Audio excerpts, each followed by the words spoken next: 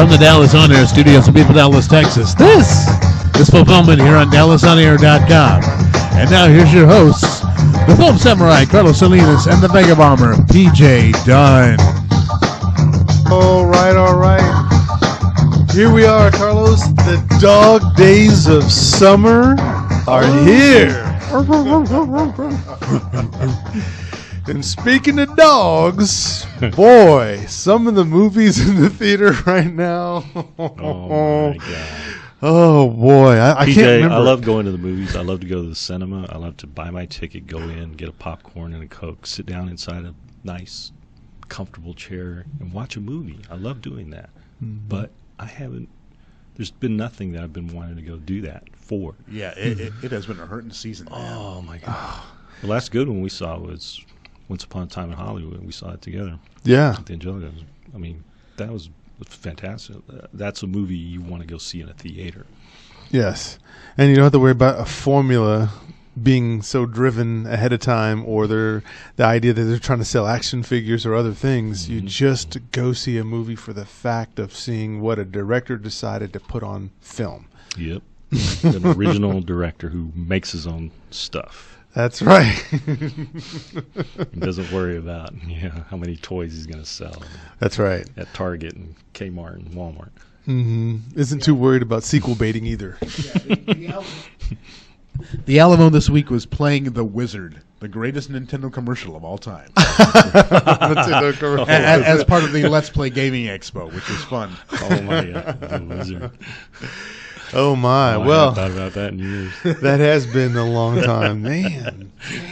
Fred Savage at the peak of his cuteness. Classic. Well, what we decided this week is we were taking a look at this. We're going to go ahead and do our picks of the week because we have to do that. And then, of course, we're going to tell you about the films or the TV series that we've just seen. And then for our special today, we're going to look at not our list, but a list of what the critics, when you take all their scores combined, say are the greatest summer blockbuster releases of all time. Once again, not ours, but we're going to look at theirs, top 10, the top 15 actually. And then what would be great for you guys at home that are watching this live, go ahead and comment and let us know how ridiculous you think some of these charts are for some of these or not. Or if you believe it's right on, you can do that as well. So we're going to definitely look at that there in the third segment. But let's jump off to our first segment, which is going to be the picks of the week. And so what I'm going to do is I'm going to go ahead and tell you what those three films are, and then I'll ask the Film Samurai what his thoughts are on these, and we'll get into it from that perspective. So, picks of the week, movies that you could see that just came out recently. Scary Stories to Tell in the Dark. It's a horror thriller film. It's an hour and 51 minutes. Andre Oridal is the director. It has Guillermo del Toro as someone who actually is listed as one of the writers, and he definitely produced it. So that's the first one. There's a movie called The Kitchen, and it's a crime drama. It's about an hour and 42 minutes. The director is Andrea Berloff, and this is the film that stars Melissa McCarthy, Tiffany Haddish, and Elizabeth Moss. And we'll talk a little bit more about that. And then The Art of Racing in the Rain. It's a comedy drama. It's 1 hour and 49 minutes. It's the director is Simon Curtis, and it stars actor Milo Ventimiglia, if I said that correctly. And the voice of the dog in this film is done by no other than Kazak's favorite person in the world, Kevin Costner. So, so let's go back. Known as Paul Kent. Paul Kent, yeah. So let's go up to the first one. Let's take a look at the Scary Stories to Tell in the Dark. And this is the longest one out of these three. So what do you know about this one, Carlos? How long is the movie? It's 1 hour and 51 minutes, which is fine. Bad. Yeah. I don't know much about it. Del Toro produced it. Mm-hmm. Del Toro's kind of hit and miss as far as producing wise. Yes. He picks directors I guess he likes or whatever, but sometimes some of the produced films that I've seen from Del Toro, not his directing stuff, but stuff he's produced, man, it's kind of bad. It's not great. It's based on a series of horror books for like tweens and teens. Oh, YA stuff. Okay. Yeah. So it's not adult. Yeah. But it's I guess scary, I guess. Yeah, the original books came out in the 80s, written by Alvin Schwartz, and it was kind of like this idea to say, hey, kids, you ready to step up to horror? But we're going to... more mature Goosebumps, maybe? Perhaps, yeah. I would say that's actually a very good call to that. And it's just it's PG-13, this movie. Yeah, horror movies should not be PG-13. I don't know that you can do a horror movie very well at PG-13. I mean... I guess you can get scary with it, yeah. You just won't be overly gory or have boobs in it or something. You know? Yeah. No sex, no violence. Nothing that would make a drive-in critic blush. Yes, this is so what I understand about it, the synopsis is, for those of you guys watching at home, the synopsis is that there's these kids. It's set in 1968, so the year I was born. This is when this is set Period. in. How about that? Another period film. Okay. And it's about, there's this book that, of course, they're written by a disturbed girl who's found by another girl, and in it are the names of her friends, and of course, as you can imagine, the horrible fates that are going to happen to them. The book seems to write in the names of her friends, and now she sees the book, reads the book, and it goes, I need to go back and tell them. So you kind of have that clock ticking thing of, I got to tell them before these monsters in these different chapters take out these different kids. And so from what I understand, stylistically, here, Del Toro here, their depiction of these characters that you see in the book, they capture it pretty well in the movie itself, and it's pretty creepy from the design. So if you like seeing good makeup, creature design, it's supposed to be spot on. Okay. The first word on it right now is that the story is pretty tropish. It doesn't push past anything. However, what I'm understanding is it's just kind of fun. Kind of like what y'all were saying about Solo earlier. It's just fun, bare bones, preteen horror film. Leave your brain at the door. Yes, pretty much so. So maybe that's why Del Toro decided, I don't want to be just the only writer on this thing. I'll produce it, and I'll be one of 4, because there's 4 guys credited writing this, and I think 2 of them are brothers. Oh, wow. So it's kind of like, that's interesting. Mishmash of stuff. Okay. So if you want, go check out that trailer. Now, the trailer, I will say, I watched the trailer for this, Scary Stories Told in the Dark, and they had some creep factor to them. In fact, the trailers look great, but I think that once again, it's from what I'm hearing, it's the best part of the film.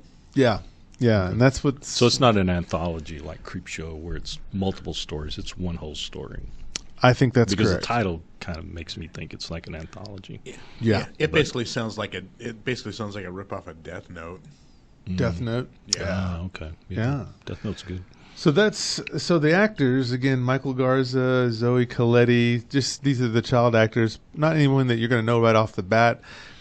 One gentleman that is in it is Dean Norris. Dean Norris is the one who played the brother-in-law in Breaking Bad, who was married to the one woman, and I think he's been in a couple other films as well. But Dean Norris, if you saw Breaking Bad, character actor, great character actor. So you love him for that. TV stuff. Now that's one pick. The other pick is The Kitchen. So this is that crime drama. So supposedly the synopsis to this, with Melissa McCarthy, Tiffany Haddish, and Elizabeth Moss. Also starring Domhnall Gleeson. So General Hux is in this movie. So I don't know what that means. This is about evidently all these women are wives of gangsters who've been recently caught or imprisoned or something like that. And so they decide to keep up the family business. Is Kitchen like Hell's Kitchen? Is that probably what it's referring to? Maybe. Okay. I believe that's correct. But I think this is based on a comic book series from, not Vertigo, like IDW. No, it is Vertigo. Vertigo, okay. And I'm sure the comics are more violent and heavier and graphic and stuff. So so I'm not really quite sure what to think. Yeah, a lot of people automatically compared it to Widows, which Widows was great. I loved Widows. Very more effective film. This, I don't know. I'll check it out eventually. Probably won't go to the theater. And see it, but this isn't a theater one. This is definitely streaming after the fact. And the last one, you're going to love this, and I'm sure Kazak's already ready to spend all of his hard-earned budget on this one. It's The Art of Racing in the Rain. It's based off of a book. With that title, it has to be based on a novel. That was probably a bestseller, I'm sure. Never heard of it myself, but yeah. So this one, the synopsis is: here's a guy who's a race car driver and wants to be a Formula One. There you go. driver, and yeah, Racing in the Rain. It's almost like Sing in the Rain, but we're just going to call it Racing in the Rain. Although Sing in the Rain is probably a much better movie. So this dog wants to be a car Let me guess, driver. it's an Irish setter or a Labrador retriever, one of those Yes. good dogs. Yes, I think it's an Irish setter maybe, but yeah. And so the idea is that he knows everything about life. He's a dog savant, I guess, and he wishes that he could be the driver, but instead you get this other guy, Milo, is the driver. So supposedly what it is it's an idea about how life is like racing in the rain, and there's parts where who you're going to be as a driver or who you're going to be in a real person in life. Are you going to be careful and not crash, or are you just going to go for it? Yeah, you're going to push the limits and almost kill yourself and just to win and all this stuff. So, yeah, I guess there's a guy, Milo Ventimiglia, if I could say his name right, Ventimiglia, yeah. Italian. He has Italian guy. He played Stallone's son in one of the Rocky movies. I think he did. Right? Yeah. Rocky 7, 8, 9. I don't know which one. And he wants to. He wants to be a racer. Oh, he's in Heroes. He wants to be married to this this girl that's extremely hot to him, and that's played by Amanda Seyfried. Is this a faith-based film by any chance? No. Not? No, Okay. I don't think that it is. And so this is just that. This is the movie that's supposed to be the big tearjerker movie. So feel-good movie. People that have read the book already know the ending, of course. And so from what I've read online about this, is everyone kept saying over and over and over again that this is going to make you cry. This is the book's going to make you cry. Yeah. Bring your tissues. I won't spoil, but I can guess what happens. Sure. I Anybody think probably we all could. can. He's going to wreck the car. No, I'm just kidding.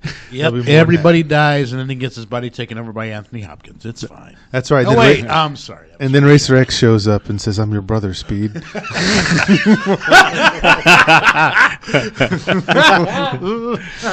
Give Matthew Fox another shot. Man.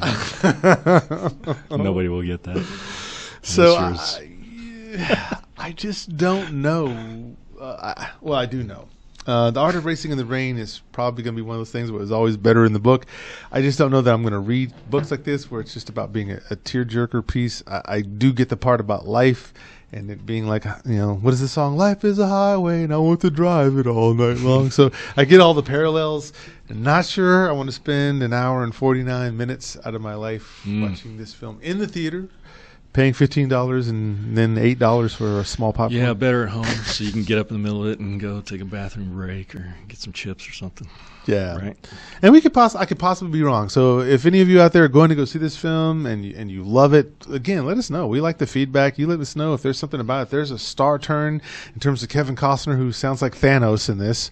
As I've listened to the trailer, he sounds like Thanos His voice as the is dog's more voice. gruff as he gets older. Man. And I just don't imagine a Like dog he's- that's like this having a voice like that. Wouldn't it? No. Be something. somebody more. Yeah. I know Zach just hates it because it's Kevin Costner. So Bingo. we get that. Correct. Automatic disqualification.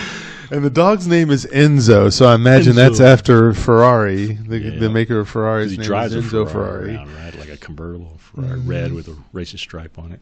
Yep. So that's what I'm imagining here. So here's the lineup, gentlemen. Scary Stories to Tell in the Dark, The Kitchen, or The Art of Racing in the Rain. Carlos, we'll start with you. Which one of these movies would you see? I guess I'll go see Scary Stories just for the, monster stuff. Yeah. I always like horror and monsters, creature movies. Yeah. Might be good. No. Yeah, I wouldn't be against that.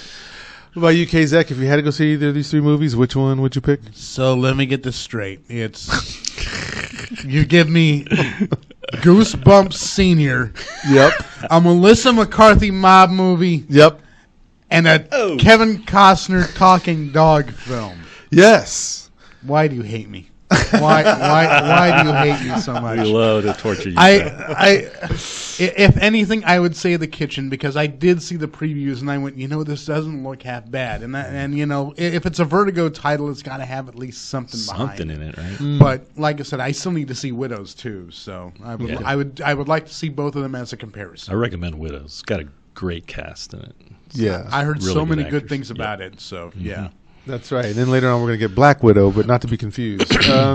So for me, out of these three, I think I'm going to go with the Samurai here. I think the Scary Stories to Tell in the Dark. I think that sounds like that could be fun. Might be scary, PJ. Yeah, it might be a little. I had an opportunity to go see it. And you didn't? No, well, no, I was thinking I was going to go see it in Ennis at the Galaxy Drive-In as a double feature with Crawl. Oh. So, like I said, that may be the way to go. Yeah. Are they still showing it? I might go see that. Yeah. Sit through Crawl again. So if you go through the drive-in, not the drive-through, do you get to bring your own popcorn? So it'd be cheaper and all your that? snacks. Oh, there we go. Then let's do this. So they need to open the. I'm going to push now a petition.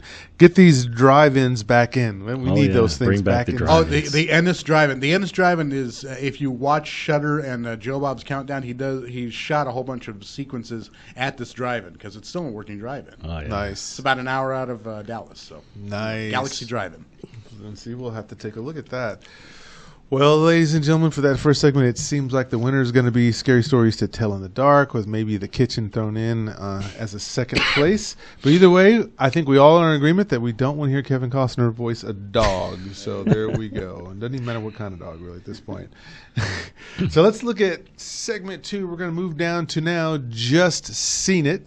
So this is the segment where we talk about either the TV shows or the Netflix specials or movies that we've just recently seen. They're fresh on our minds, so we should have a pretty good recollection. We'll start with you, Carlos. What have you seen recently? A couple of movies. I rented on Amazon. I didn't see it in theaters, but I rented it. The Mule, the Clint Eastwood movie. I saw this one in the theater. Did you like it? I did like it. I thought it could have been better, but I still liked what was up. It was kind of funny. I didn't think it was going to be as funny as it was. It had a lot of humor in it. It's basically the story of Clint Eastwood. He's an old, elderly man, horticulturist. That's his life. But he spends a lot of time away from home, so he doesn't have he has a terrible relationship with his family, his daughter, his ex-wife. And he ends up needing some money because they foreclosed on his house. So somehow he gets in with these guys that need him to deliver. They don't tell him what it is, but he's got a perfect driving record. He's never had a ticket in his life. He was a Korean War veteran. Yep. And he likes to have a good time. Yes. And so he's doing these runs from one place to another, and each time they leave him a big pack of $100 bills, So eventually he's getting some money. And it goes along, and eventually it comes to a head, of course. It kind of reminded me in a way of that old movie A Perfect World with Kevin Costner. A Perfect World, Kevin Costner, yeah. Where it's this guy that's kind of almost like a road film almost, but eventually by the end, he kind of makes some ends with his wife, but eventually he gets caught too. But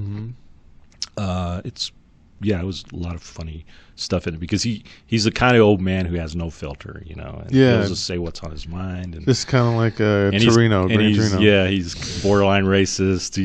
He there's a black couple pulled over, and guy doesn't know how to fix a tire. Says, "Daddy never showed you how to fix a tire." And then he mumbles something about Negro, and the guy says, "We don't use that word anymore, Negro." Oh. You're just like, we're just the same. Oh, no shit? Okay. Let me show you how to fix the tire. and it goes on and on. Anyway, that was good. I loved it. I was not expecting it to be as entertaining as it was. And then I saw kind of almost in the same theme. I didn't see it in theaters either because I had no interest. But Miss Bala, I went to the library and checked out a few movies, and that was one of them. And Miss Bala is a remake of a Spanish language film where a girl gets into a beauty contest in Tijuana and then witnesses a crime, a murder, or attempted murder, and then she gets kidnapped by the cartel, and then she becomes a mule, but then she gets kidnapped by the DEA, who wants to use her to get information on the cartel, and you don't know what side she's really on, because at one time the DEA kind of burns her, and she gets saved by the cartel. So now, is she really on the cartel side or not? So by the end of the movie, it's kind of a climax at the end. It was decent, solid. Catherine Hardwicke directed. She made Lords of Dogtown, and she's an known for more independent films, but of course she's also known for directing Twilight. But she decent job of directing action, because there's a lot of action in it, a lot of gun violence, and it wasn't gory or anything, but decent story. Oh, and just quick, just for TV, I just started a new series, a BBC series called Killing Eve, and I heard a lot of word of mouth on this, that it's really good. It's basically about I think she works for British intelligence, and she's trying to find a female assassin. Sandra Oh plays the lead. I don't know what the other actress's name is, but she's an interesting character. I just watched the first episode, but I can tell I'll like it. Anyway, that was it. Wow. Well, I did see The Mule, and so I did see it in the theater because I'm a big Clint Eastwood fan, and he's usually on more than off. And I'll say that The Mule was definitely pretty entertaining. I feel like there towards the end it kind of got a little lost. But overall, it was an enjoyable film, and there were some great moments where you see them trade off back and forth. And the reason why they wanted him to do it is because they wouldn't think that the highway patrol would pull him over, because he's he's this white guy with the army veteran stuff or whatever, military veteran stickers on his old truck that he won't get rid of, and so he's the least likely guy you think would be running drugs in there. So it makes a lot of sense. And I thought it started great and everything else. So The Mule was fun. Definitely was a fun movie. And so the movies that I've seen now, I have to go to mine now, and these are again two films that I would have just easily waited for streaming and just later on Netflix, but because of certain circumstances, I had to go see them. So my brother's birthday came up, and he's a big Spider-Man fan, so that means I had to go see Spider-Man Far From Home. So yes, I am a Marvel fan, but I'm just so right.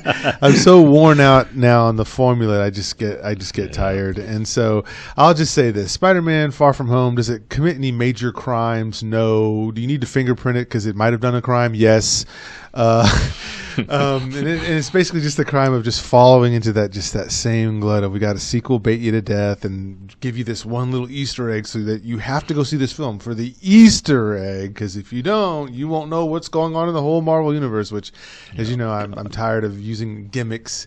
Just write a good story. Just give us something. Yeah. Now, Tom Holland's good as Spider-Man. No one can ever pretty much denounce that too much. Gyllenhaal did a great job as Mysterio. Mysterio, as it's written in the comics, that was Can't exactly imagine Gyllenhaal doing a superhero movie. I just never pictured him as that. He was so wrong for that part. And it's just this is a movie I just go I mean, it's like, will I remember anything? Were there any memorable lines in this movie? Not really. I mean, just Nick Fury saying, he just says "bitch please" once in the movie, and it makes you laugh just because of when he said it. But really, it's nothing that you could say is up there on the level of, say, Avengers or Dark Knight or anything like that. I saw this one in the theater, and I got to tell you though, the sequences that they did with Mysterio in his attacks were really well done. I mean, if you're going to put it on, if you're going to put something like that on visually, it was fascinating to watch. Yeah, it really puts you into kind of, hey, I don't know what the hell's going on, and actually that part was really well done. Yeah, I still don't buy Mary Jane. They got Zendaya trying to play Mary Jane. There's Zendaya. Yeah, no. She's just. I'm sorry, she's just a reach to me. It's not that she has bad acting skills or anything like that. Yeah, she's but just seeing her as this morose type, I'm a nerd down to the point where I'm just super bitter, sarcastic, angry. bitter. That's just not Mary Jane. Mary Jane was hopeful. She thought she could. She was a bit naive. She thought she could be an actress and all this other stuff. And she's wild-eyed that way. That's just the Mary Jane. And this Mary Jane, Tiger. Yeah, the comic book. Man, when they first introduced her, that panel, man, you Tiger. What was that line that they used in the comic? This is your lucky day, or something. So it's, I don't know. I just, again, is it horrible? No. Is it the greatest superhero film in the world, or belongs in that conversation? No. Again, just another mediocre film that's just kind of floated out there as far as I'm concerned. If you're a Spider-Man fan, you're going to love it. My brother is a big Spider-Man fan. He was just nonplussed by it. He was just like, Really? I was like surprised. Wow. Because I figured he'd love it, The other movie I had to see also, same way, was freaking Lion King. Oh. So I had to go see this. There was no way around it. Jesus. So I'm there at Lion King. And again, More money for Disney. yes, I hated that this had to happen. And so Jon Favreau is the only real reason why I'd want to see this film, because I believe he's an excellent actor as well as a director. And he gave us Iron Man. Jon Favreau did Jungle Book too, right? He did. And Actually, I think that's why they got him to kinda do liked this. Jungle Book. Jungle Book was especially good. the King Louis scene. Oh man, I love that scene. Jungle Book was good. Yeah. This movie, I think you just lose something in the characterization here, because these are real animals. They were photorealistic, the way it was done. And so, they can't smile. They can't do anything to give you any. So it's just their mouths moving to the words. Timon which can't is wear a hula fair. skirt. Yeah, right? Yeah. Did they do that song? They did do a song. Yeah, they did. And so, Oh my god. I don't know. I think there'll be people who will take their kids to this, and that's why they'll like it. They'll like it because they took their kids to it, and they can share the Lion King with their kids. But did this movie need to be made? I will say hell no. And again, I love Jon Favreau, and I think what he presents and what he was given, I think he does a great job with it. But again, this is visually stunning to look at it. But after a while, you just don't get the sense. You don't get the emotion out of this that you And probably it's long could. too, right? It is kind of long, yeah. So, Yeah. Lion King, I've seen it. I didn't want to, but I did. And again, just like Spider-Man, it's meh. It's not the worst thing in the world. It's not the best thing in the world. It's just in the world. That's all I can say about that. Credit where credit's due, Disney does actually nature films pretty well. If you go see a couple, like bears or penguins or something like that, it's actually not worth. It's worth the time to view them. Yeah, they're not bad. I mean, I still think what's his face does it better. The Discovery Channel has the best. Oh yeah, when they do Attenborough's theirs. Planet Earth. God, I remember those Yes. old Wild World of Disney. Remember on Sunday nights, he used to have that Walt Disney show, and they'd show nature stuff, and then they show cartoons, and then like Toby Tyler or something, just generic, Disney little stories. Yeah. So that's our just seen it for this weekend. Now, since we kicked off talking about the dog days of summer, this is where we're going to go now. We're going to spend the rest of our time this morning looking at this list. And again, I want to put this out there. There we go. Wiki. This is the greatest summer releases of all time. Not picked by us, but picked by the critics. They did 100, but we're just going to look at the top 15 and count them down. So this is great for you. If you think this is crazy or this belongs on the list or doesn't belong on the list, certainly comment, let us know, because, again, you're definitely going to hear our comments on this. So let's get started. We'll start at the bottom. Now, again, this is the greatest summer releases. This is movies released from June till the end of August, the 1st of June to the end of August. And this is greatest all time, not by dollar amount or box office receipts, but specifically by critical score, and then the cumulative of putting all the critics' scores together. And at number 15, greatest summer movie of all time, Ratatouille, released in 2007. What do you make of that? Oh my god. I guess it was a blockbuster. I mean, that was a decent movie. It was fun. I took my kids to see it. Mm-hmm. I wasn't really into it myself. It was it was a cute film. Yeah. Rat teaches a chef how to make ratatouille for a critic, and critic loves it. Yeah. Whoop-de-doo. Disney, I mean, yeah, I guess the first thing, I looked at the list and I noticed there's so many animated films on there, and most of them are Disney and Pixar, of course. So, I don't know. When I think Blockbuster, I think Star Wars and Terminator 2 and those kind of films. I don't think, but I'm not thinking as a critic. Yeah. I guess. I'm just thinking of what I like. Yeah, no, I've seen Ratatouille, and again Ratatouille, and it's fine. It's it's okay, right? The rat wants to cook. He wants to be a chef. All right, cool. All right, Even though yay. rats have no place in the kitchen. Yeah, it's filthy, stinking animal. Vermin. What's it doing in the kitchen? Yeah, the day that you trust a rat to make you a ham and cheese sandwich, no, you got to run. That's like going to a barber who's bald headed and expecting him to cut your hair. Yeah. Now, at number 14, I'm surprised by this. It's a 2008 release. It is Iron Man. I am Iron Man. Black Sabbath? Iron Man? Yes. That, right? That's cool. right. Yeah, Jon deserves to be Favreau. Again. So I don't know that this should be 14. I think this is too low. In terms Really? Yeah, I do. I think it should be a little higher. Not in the top 10, Okay. but certainly not at 14. Especially with like if Ratatouille could be 15. But yeah, we remember this film. We love this film. This is what kicked off the Marvel, the MCU, right? So you get Tony Stark. One of the first good Marvel movies. Yep.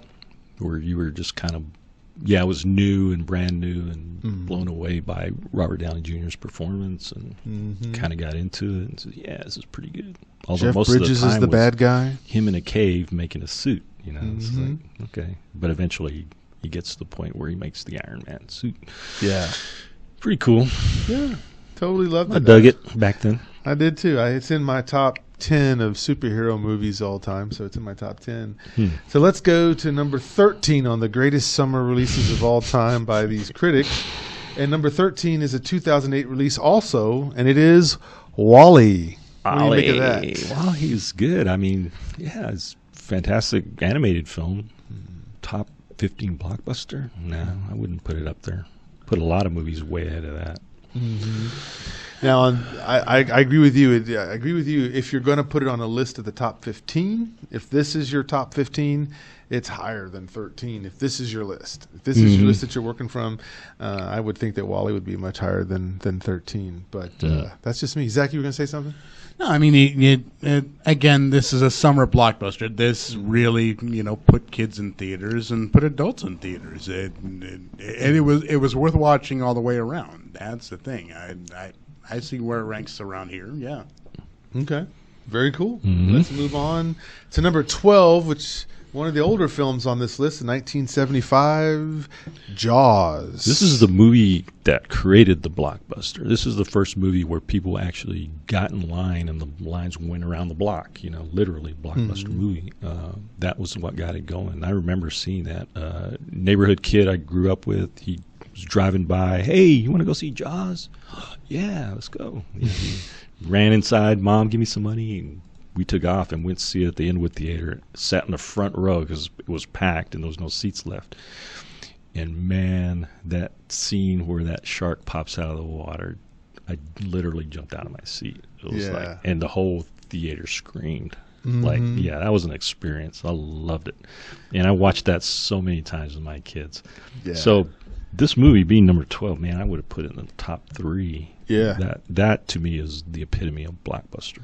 Yeah, it's the king of the one-word movies. And when you think about it, a movie about sharks, just calling it Jaws, that's pretty good. And to be able to do this movie with a broken shark, it wasn't even working correctly, yet they still found a way. Horrible production, troubles on that film.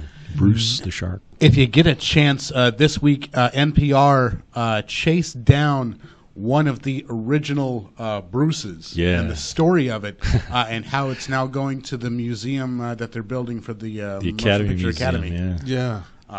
They refurbished it. The guy who does horror movies, Nicotero. Nicotero. He Greg wanted to Nicotero, refurbish KNB FX. So they got new teeth molds because the old one had like wooden teeth and they're all broken up. It ended up like in a chop shop, like a junkyard. Wow. The guy had it on stilts. Yeah, over years it kind of took its toll on it. But Wow. yeah, Universal, they made a few of them and then they destroyed most of them. They saved one. That was it. Yeah. No, I would agree with you. If this is the list, Jaws definitely needs to be higher. Number 11 is a 2011 release. It is Harry Potter number 2, The Deathly Hallows. So, what do you think? If you're going to put a Harry Potter film, I would have put Prisoner of Azkaban. Well, I prefer that one. Deathly Hallows was good, but man, it got really, because this is like Deathly Hallows 1 and 2, right? Where they split it into 2. They were good. I mean, I enjoyed the Harry Potter films. I mean, I know they were aimed at kids, but I actually read the books, and the movies did a great job of adapting them. Of course, they left a lot of stuff out. They had to. It would have been too long. Yeah. Surprised they haven't talked about making a Harry Potter series and a cable series or something where they could like really get into the world building of that Harry Potter world, But I guarantee that's going to happen sooner or later. Somebody's going to Come with the HBO Harry Potter series, you know. I agree with you. It should be a series for sure. There's lots that you could mine in that for that. So now we're breaking into the top 10 of the greatest summer releases of all time. I think this one's in the wrong place. It's 1977, Star Wars: A New Hope. No way this could be at number 10. This movie just changed the game. It put George Lucas on the map. If Disney was smart, they would have bought him back then. They didn't. They now had to pay $4.2 billion just to get the rights to Star Wars. They already made that money back, actually. Yeah, they would have made that money back. They'd have been well. But yeah, Star Wars: A New Hope. Yeah, this started the whole thing. Now all the lines, Luke Skywalker, everybody knows. That was another movie where I literally waited in line to see it at the old North Park. It was that old North Park 1 and 2 that was torn down to make room for a parking lot or Saks Fifth Avenue or something. But yeah, I remember seeing that out there. Oh man. And after that, I just consumed everything with Star Wars. I bought all the magazines, even Time magazine, Newsweek. If it had anything with Star Wars, I got it. Yeah. Yeah, remember how Kenner had to make they had to put, they ran out of the little plastic toys, the action figures, and they had to just send you an empty box. A coupon and say, yeah, you can get your, but curiously, when I was little, because I was like, I guess 13, 14, so I never bought all those action figures. I just liked the visuals and just looking at the magazines and stuff. I was not into the toys so much. Yeah, no, it was definitely great. But yeah, it's the film that really changed merchandising rights for everyone too. That's absolutely true. And Lucas was smart where he kept the toy rights. Yeah, he was very right. And at the same time, there was a rock group doing the same thing, and that rock group in 1977 was the biggest, and that was Kiss. And they did the same thing. They merchandised everything that they had because, again, they Kiss didn't casket. know if they were going to make it. Kiss casket. Yeah, the Kiss casket, right? Gene Simmons, right? Merry Christmas. Join his new religion, Kissanity.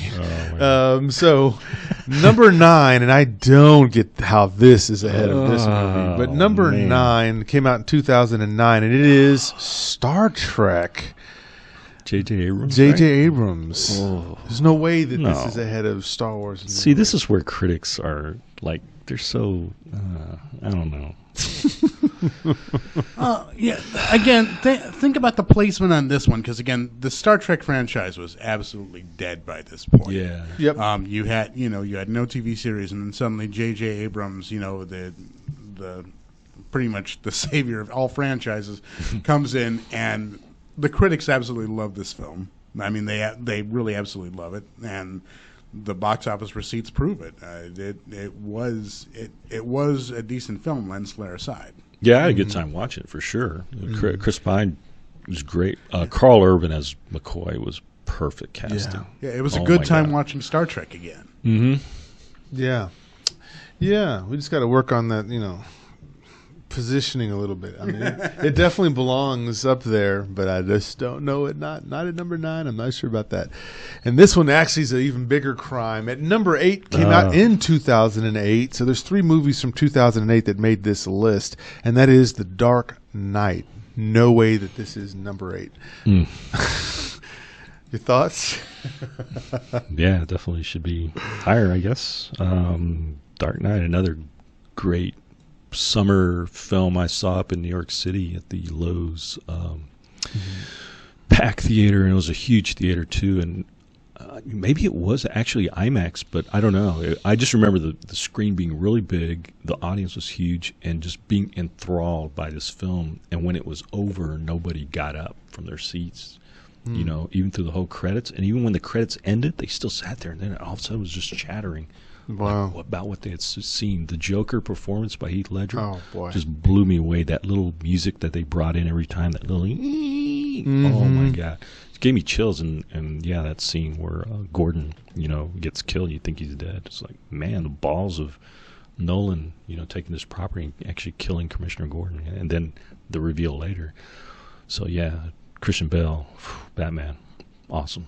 Yeah. There's just no way. I mean, this is a movie that, out of all the superhero movies, it doesn't matter which century, you probably could watch this film and it probably just still works. And I know that out of all the superhero films, this is the one I can watch consistently and not get bored or tired of. And mainly it's because this is probably one of the first films where the villain actually gets more cred than the good guy, the superhero in this one.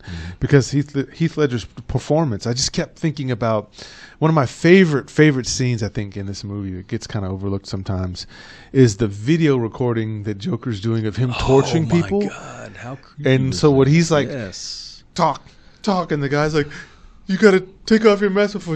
And he goes, why do you dress like Batman? Starts Why? slapping his And he face. starts hitting him and doing all this stuff to him. You know, you're just like, wow, this is really disturbing. This is horror my movie God. level Yeah. disturbing here of him. So he crosses over from not just being somebody saying some funny things wearing a purple suit, but you actually get a sense of real dread and fear of him because you can And sense his unpredictability, you know, it's like you don't know what this guy's going to do next. Yeah. Slams a guy's head down on a pencil and kills him. Yeah. It's like, man, that's dark. Breaks that pull stick because we're having auditions. Whoever survives gets to join the team.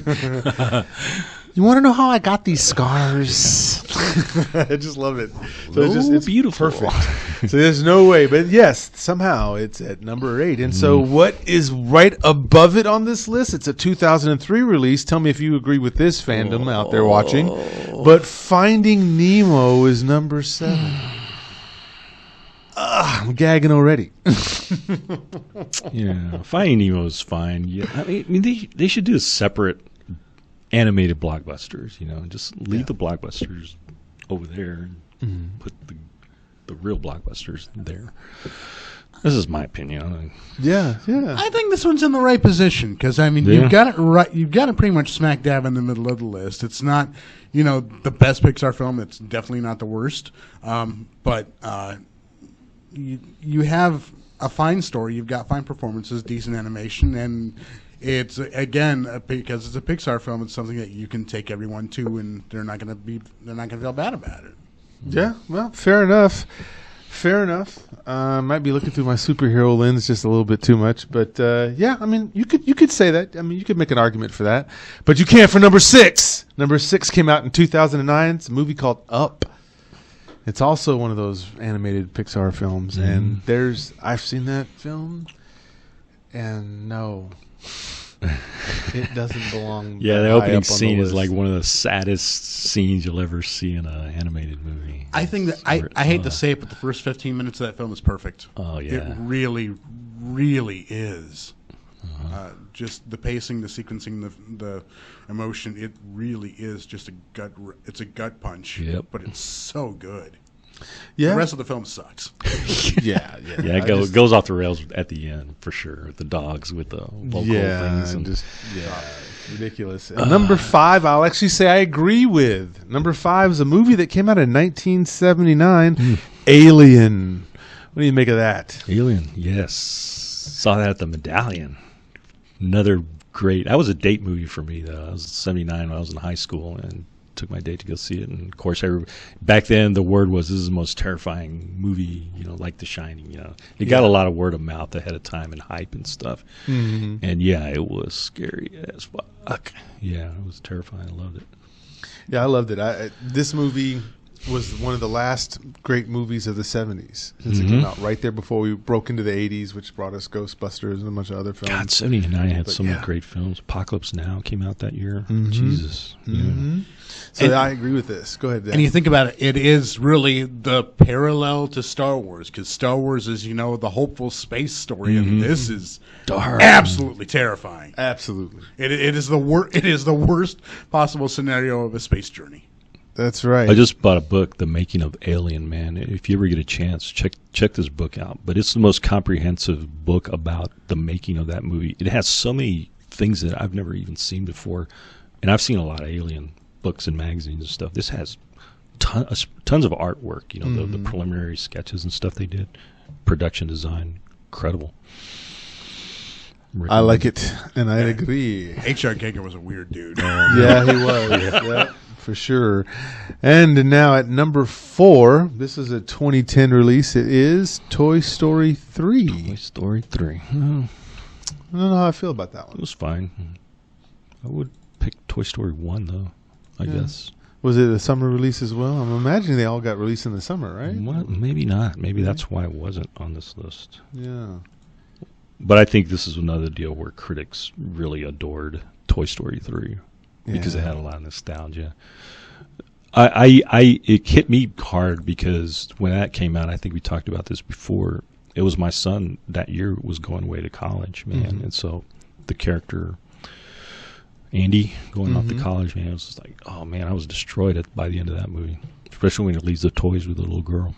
Yeah. And gets choked up before he drives off. Oh, man. Killed me. Yeah. Yeah, I think just the voicing of Tim Allen as Buzz Lightyear and Tom Hanks, as Woody. And just, I thought that was one of the best pairings. And, of course, everyone else's voices. But those two, the way they were interacting to me was like Captain America and Iron Man. Voice cast, in Civil War. So let's look at the top 3 now. The top 3 movies, once again, the greatest summer releases of all time, and I do not agree with this one at all either. But number 3 was a 2015 release, and it was called Inside Out. Everybody loves this film, but I watched it and I didn't get it at all. I didn't connect with it at all. I get why, I guess, why people liked it. It's very emotional, I guess, but I didn't care for it. I couldn't tell you one thing about the movie. There was nothing memorable about it for me. Yeah. Yeah. I'll say what was probably indicative of the experience when we were there at the theater watching it. I think I went and saw it with my mom. She likes animated films.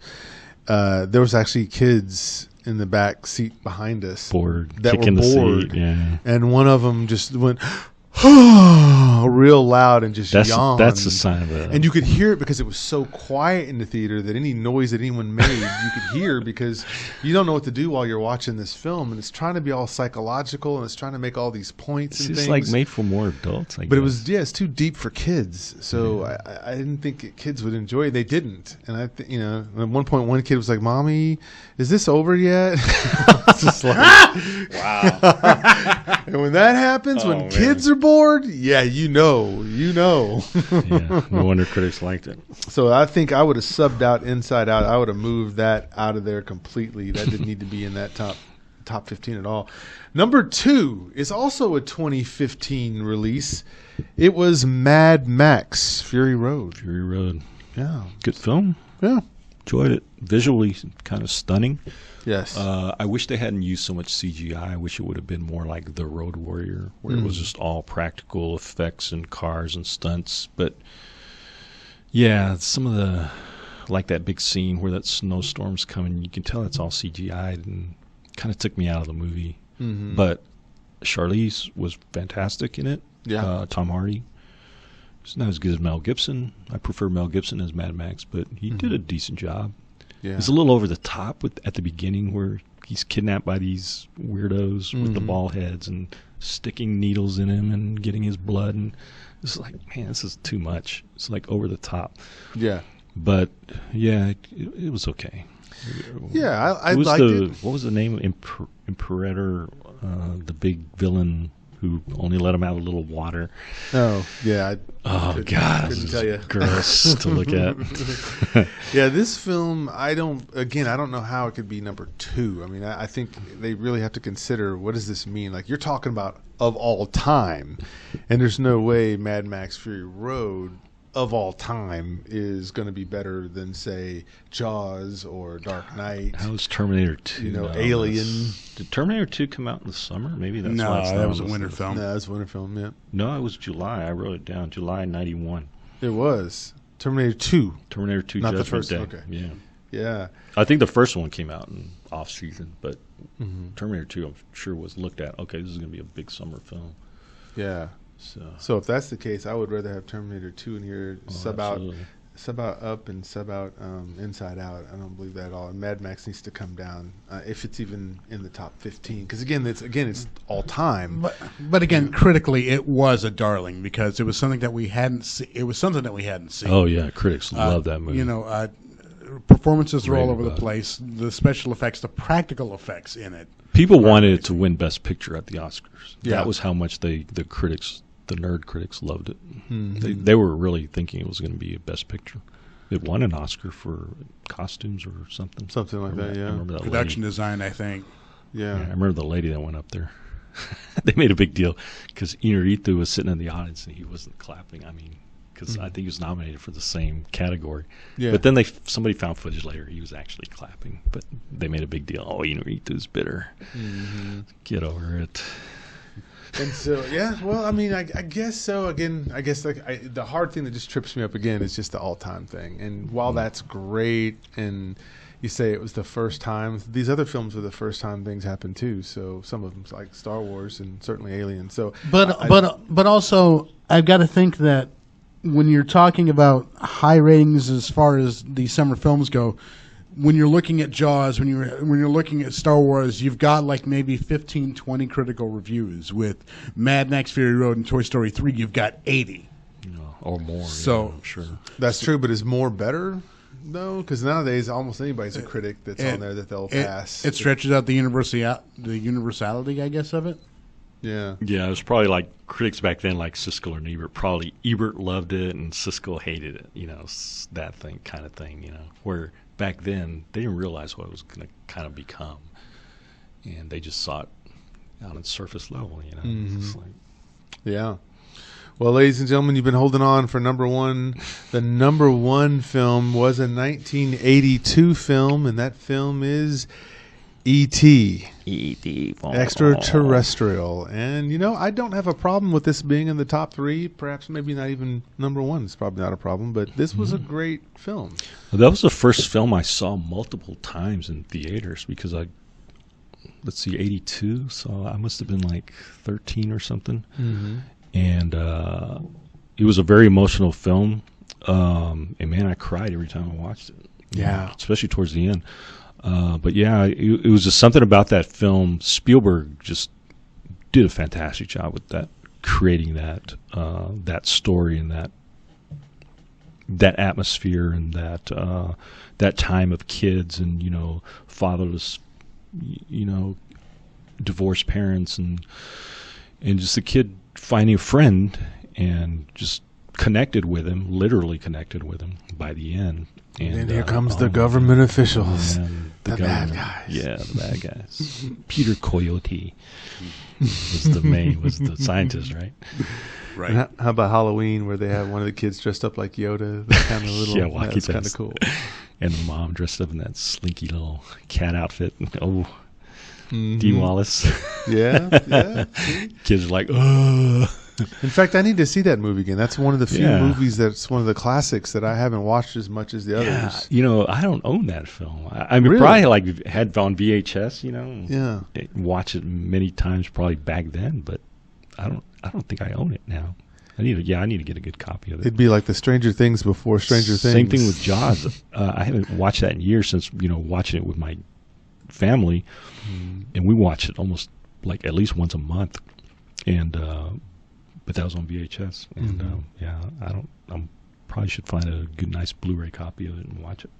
Yeah, I bet you it'll be a treat nowadays because it will be not in the formula of all the other movies that seem to come out nowadays. So that right there, ladies and gentlemen, is the greatest summer releases as voted on by the critics, the professional critics. That's what they came up with in their top 15. And just quickly before we do our outro here, if you're wondering about in the box office and what's hot right now, and this might be a segment that we'll throw on going forward, and we'll have Milth just slide in every now and again, but we could do this every week, and that is what's the box office economics going on right now. So right now, economically, who's economically viable? That would be the Fast and the Furious, Hobbs and Shaw, at $60 million so far to date. And in second place right now is that Lion King movie that I saw, and that's at $38.5 million. Once Upon a Time in Hollywood's in third place with $20 million so far. Nice. That was Tarantino's biggest box office opening. Mm-hmm. And then at this point, Spider-Man is in number 4 at $7.9 million for this last week. And then Toy Story 4 is in that fifth place at $7.3 million in terms of what it pulled in for the weekend. So Fast and Furious, Lion King, Once Upon a Time, Spider-Man, Toy Story 4. If we did a picks out of those. I've only seen Once Upon a Time in Hollywood. I haven't seen any of those other ones. And that would be the pick for sure. Yeah, I'm out of touch with those big money-making vehicles. Mm-hmm. And that's why No we interest. had to talk about them, right? Yeah. Because at some point, the big blockbuster was great because it introduced a way to watch films, because films became an event, not just something you just went and saw to kill some time. But now there's so many of them and so many reboots and retreads and Recycled sequels stuff over and over. that you don't get the same feeling that you used to get from going to see a big blockbuster event. Exactly. You know, so it's in one of those things that we're looking at now. So, well, all right, cats and kittens, guys and girls, we'll be back next time. It'll be August 25th. That's the next time you will see us. And so we will have some more special features, some more lists for you guys. And we know you guys like to look at those lists as well. And we'll tell you what we've seen and what the picks are and all that good stuff. But for then, Carlos, how can they find you, the Film Samurai? Twitter at Film Samurai and Facebook at Film Samurai. That's right. How about you, K-Zach? You can find me here every Sunday here on Talk Nerdy to be Sundays on DallasOnAir.com. You can catch me at the lineup with the Rant Core Pit. You can catch me on Figments. You can catch me on Isle of Toys. And, of course, you can catch me right after this on Vortex of Doom. There it is. And me, the Vegabomber. You can find me on Facebook under that name, Vegabomber, YouTube, Vegabomber. Go ahead and subscribe to that channel. Let us know that you've been paying attention. You know, we like to see that. Also on Twitter and Instagram as well under the name Vegabomber. So, hey, that's it for us. We just tell you, keep going to movies, keep enjoying them. And if you can't go to the theaters, then watch something interesting that's being streamed. That's a great TV program. I think Jack Ryan's pretty good right now, and definitely Yellowstone, and people will probably find out about that. There's more. The Boys is getting some claim. So whatever it is, just sit down, enjoy it, grab your popcorn, and then come find us, and we'll talk to you about that. But until then, Sayonara. sayonara. The Film Samurai said it, and we're out.